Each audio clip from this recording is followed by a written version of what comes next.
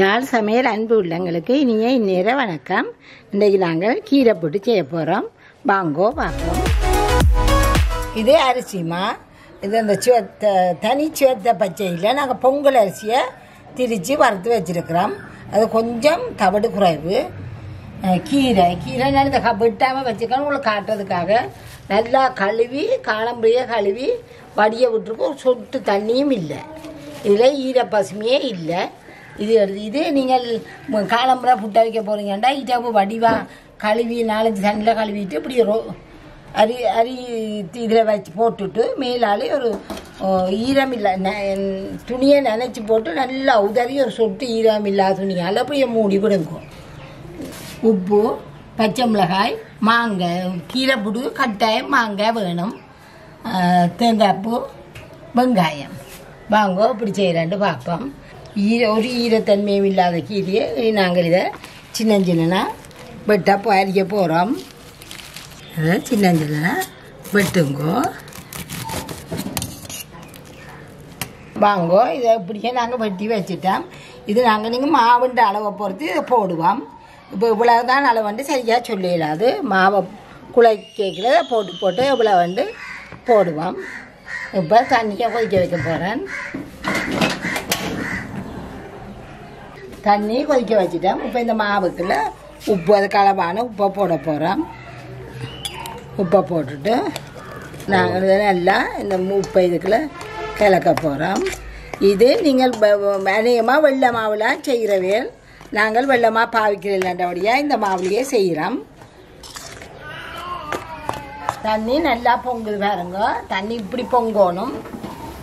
நாங்கள் அடுப்பை நிப்பாட்டி போட்டு இந்த கொதிக்க தண்ணி எடுத்து இதில் விட போகிறோம். புட்டுக்கு நல்லா பொங்க தண்ணி விடுவோம். நான் முதல் புட்டாவி கேட்கல உங்களுக்கு வடிவாக எல்லாம் சொன்னேன். நான் இது நல்ல தண்ணியாக குழைக்கப்படாது. கொஞ்சம் பதம் மாதிரி தான் குழைக்கணும். இப்போ இந்த கீரியல் வெங்காயங்களில் இருக்க ஈரமெல்லாம் உங்களுக்கு சரி வரும். தண்ணி காலாட்டி பார்த்து விட்டு குழையுங்கோ. கொஞ்சமாக விட்டு குழைக்க போகிறேன். இப்போ நாங்கள் இதால் குழைச்சி முடிஞ்சுது. இதை நீங்கள் இந்த சருவச்சட்டியும் இந்த தடியும் அதோட அமர்த்தி குழைச்சிங்கண்டா உங்களுக்கு சுகமாக வரும். இனி நாங்கள் கையால் தான் குழைக்க போகிறோம். மிச்சத்தை செய்ய போகிறோம்.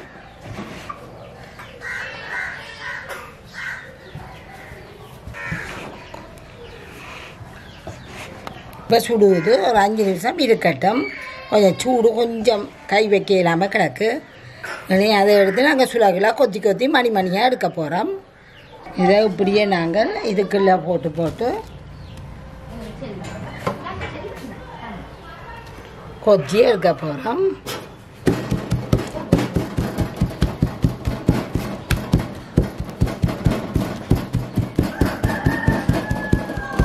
இப்படியே எல்லாத்தையும் இப்படியே நீங்கள் கொத்தி இதை கொளிச்சிங்கட்டா முன்னுக்கு சின்ன புட்டுகள் வரும். சின்னங்கள் மணியாக வரும்.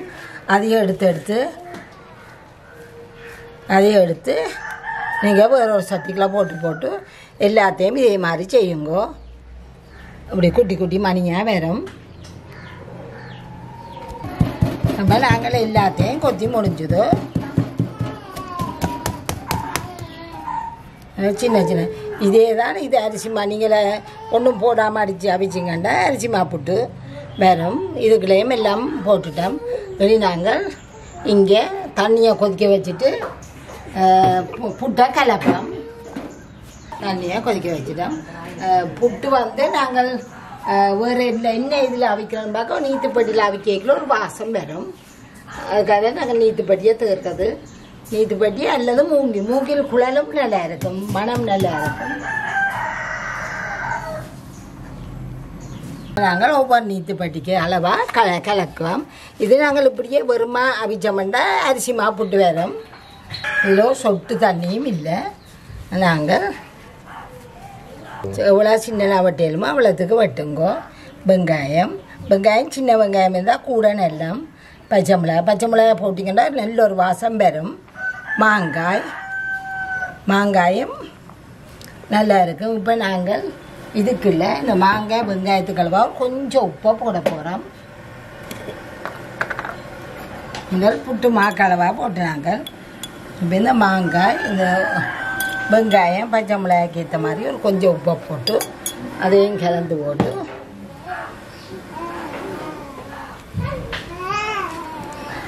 கலப்போம். நீங்கள் தண்ணியை வடிக்க விட்டு எல்லாம் செய்தீங்கன்னா கீரை புட்டோன்னு பெரிய கஷ்டமான வேலை இல்லை. தண்ணியை விட்டீங்கன்னா தானே அது களியாக போகும்.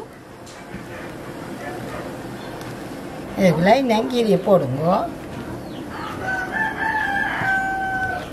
இது இந்த இப்படி காலம்புரையில் நீங்கள் இரவில் இந்த கீரையை கழுவி செய்து வச்சிங்கன்னா பிடி எழும்பி கடை செய்து கொடுக்கலாம். இது உடம்புக்கு நல்ல கீரியல்.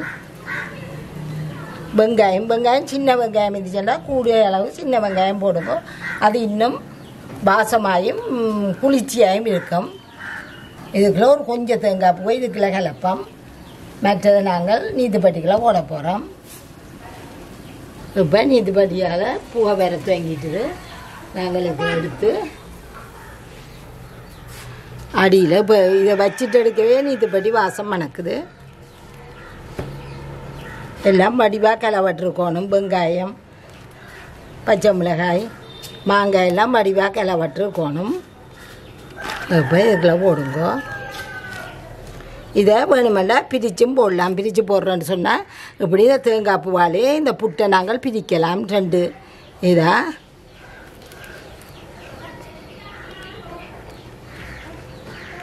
இதில் நாங்கள் ஒரு குழல் அரிசி மாப்புட்டும் மற்ற எல்லாத்தையும் கீரை புட்டுமா வைக்க போகிறோம். பாருங்க.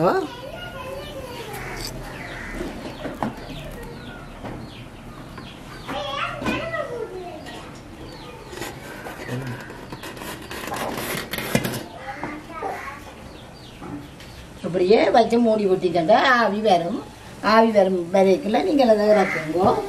வாங்க. இப்போ இதை பூவாக வருது. நாங்கள் இனி இதை இறக்குவோம்.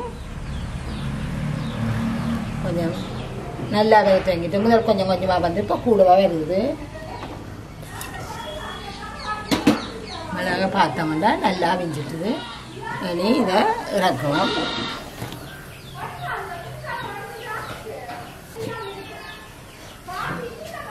நாங்கள் மற்றதுகளையும் போட போகிறோம். இதே மாதிரி நீங்களும் செய்து இது அந்த பச்சை மிளகாய் வாசம் வெங்காயம் எல்லாம் சேர்ந்து ஒரு நல்ல வாசம் பெறும் உங்களுக்கு.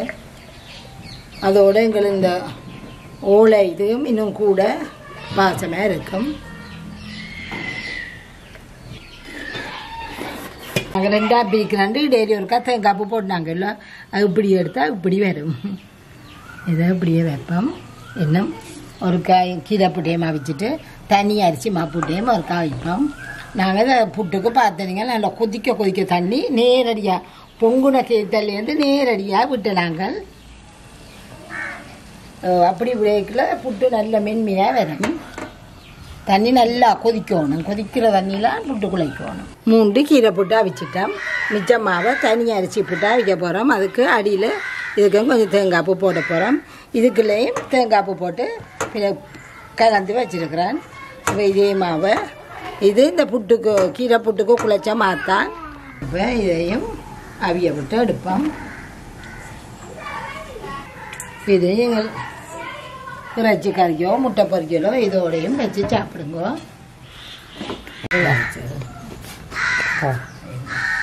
நாங்கள் இப்போ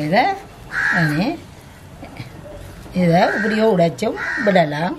அல்லது கொஞ்சம் கொஞ்சமாக அப்படியே தூக்கியும் கோப்பையில் வச்சு கொஞ்சம் ஆற ஒட்டியாக வரும். இதே மாதிரி நீங்களும் செய்யுங்க. சுழற்சி இருக்கக்கூடிய கொஞ்சம் இதாக இருக்குது. தண்ணி தன்மை மாதிரி தெரியுது. ஆற சரியாக வரும். அப்போ இந்த களைச்சி புட்டையை விளக்க போட்டோம்.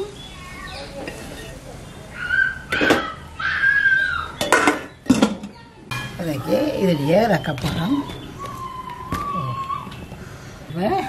இதே மாதிரி நீங்களும் செய்யுங்க. இப்படியே வரும். இதெல்லாம் நல்லா ஓட்டாமல் இதண்டாமல் வந்துட்டு இன்னும் ஆற ஆற நல்லா தனித்தனியாக வரும். கறியலோட சாப்பிடுங்கோ. களியாக வராது, கடைசிலையும் நல்ல இதாக ஒட்டி ஒட்டியாக வரும்.